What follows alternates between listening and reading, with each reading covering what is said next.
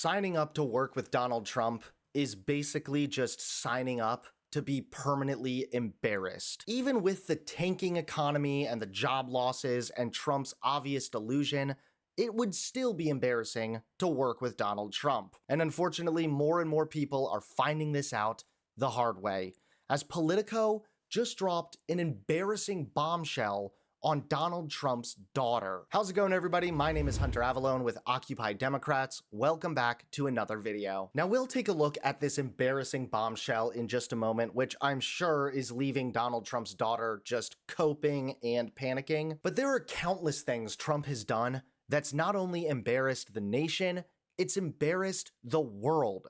In fact, Donald Trump is such an embarrassment that he literally cost the right-wing party to lose in Australia's recent election.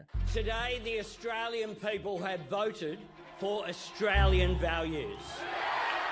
The results are in. Australians have re-elected Anthony Albanese as Prime Minister, and his rival, Peter Dutton, conceded defeat. So how did he turn it around? Well, for a start, his campaign was solid. He convinced voters of his policies on cost of living issues and housing crisis. But the game changer was Donald Trump, convincing people he was the safer pair of hands in an uncertain world. We didn't do well enough during this campaign, and I accept full responsibility for that. Did Trump hurt the Conservative leader? Well, Trump was a massive part of that. His attempts to borrow from the Trump playbook didn't play well with Australian voters. They weren't convinced by it. But more than that, his campaign was very disorganized, and voters weren't convinced either that his policies were going to help them. That's right. The right-wing candidate had adopted Donald Trump's antics. He was trying to be like Donald Trump, and Australia swiftly embarrassed and rejected that guy. Way to go, Donald Trump.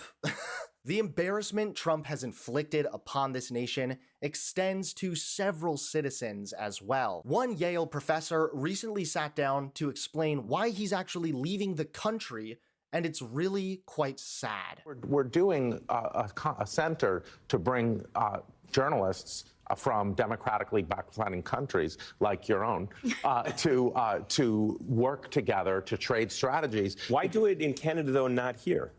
I mean, what is Canada offering right now that would make you say that is the better place to operate out of? I know what the atmosphere is like, but just why not stay here and fight here? Well, I have two kids. I have two black children. My reaction to that situation, their sons. Of course, this is a country with a very long history and present of anti-black racism. To me, as a Holocaust survivor son in this very anti-black moment with the attack on DEI, that strikes me a certain way. And if you want to raise your kids, raising your kids in an authoritarian system has an effect on them. Definitely makes sense to me. Again, America is kind of an embarrassment right now, and it's all because of Donald Trump's nonsense. I mean, does anybody take our country seriously when the White House is posting stuff like this? Donald Trump's "May the 4th be with you" post? Also, why is his lightsaber red? I think he's just acknowledging that he's evil. Now, all of Trump's humiliating behavior has culminated to the moment you've been waiting for. That's right, Politico dropped a humiliating bombshell on Donald Trump's daughter. Take a look. In a brutal and frankly embarrassing expose, Politico just published a takedown of Tiffany Trump's father-in-law, Massad Bulos. And it's hard to overstate how humiliating this is, not just for him, but for the entire Trump family. Bulos, who had been touting himself as a rising power in Trump's foreign policy inner circle, was recently appointed as the administration's Africa advisor. But that title, it turns out, might be more smoke than substance. According to multiple sources, Bulos showed up at Joint Base Andrews in early April expecting a US military flight to whisk him away on a diplomatic tour of Africa. Instead, he waited for hours, only to be told the flight wasn't happening. Trump's own chief of staff, Susie Wiles, called Bulos personally to break the news. The government wouldn't fund his trip, and he'd need to book a commercial flight like any other tourist. Even worse, he was told to cut Angola from his itinerary to save money. That moment sums up Bulos' standing in the Trump administration. Lots of titles, no real power. He's married into the family. His son Michael Bulos is expecting a child with Tiffany Trump, but even that hasn't shielded him from the cold reality of how Trump world really works. He thought he had influence. The job was more symbolic, but he didn't know that, one Trump official told Politico. Everyone knew it but him. Sources say Bulos has been handed vague titles like Senior Advisor on Middle East and Africa, but with no clear responsibilities. He's often excluded from high-level meetings, brought in only after key negotiations are already done, and even reprimanded for freelancing. That includes handing out business cards that inflate his position and taking sensitive meetings without informing the State Department. At one point, Bulos gave interviews asserting himself as a key voice on Lebanon, despite having no authority on Middle East policy. Officials said these media appearances caused confusion abroad and irritation inside the White House. One even said Bulos had become known for simply talking too much. And there's more. He's been accused of misrepresenting the size of his business empire, overstating his ties to foreign leaders, and stirring diplomatic backlash, like when he criticised US recognition of Moroccan sovereignty over Western Sahara in an Arabic interview, throwing a major Trump-era policy into chaos. One GOP foreign policy insider didn't mince words.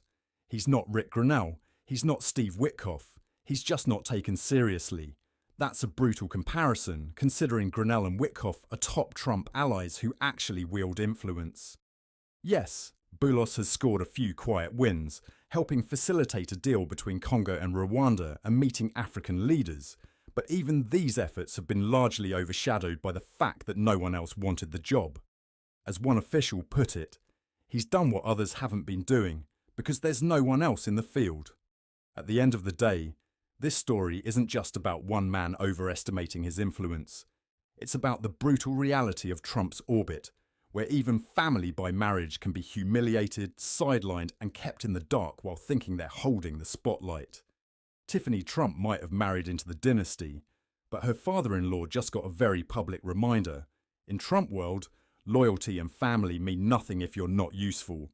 Oof. It's like what I was saying at the beginning of the video. Signing up to work with Donald Trump is just signing up to forever be humiliated. And now Trump's daughter and her family is literally experiencing this very fact. It's completely humiliating, but then again, when you hitch yourself to the clown in chief, what else can you expect besides being utterly and brutally embarrassed?